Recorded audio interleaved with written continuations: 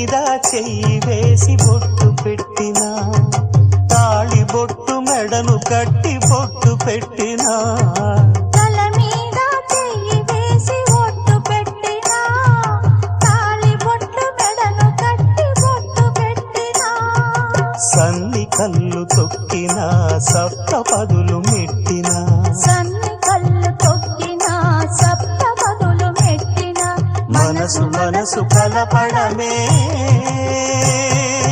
మంత్రం పరమార్థం.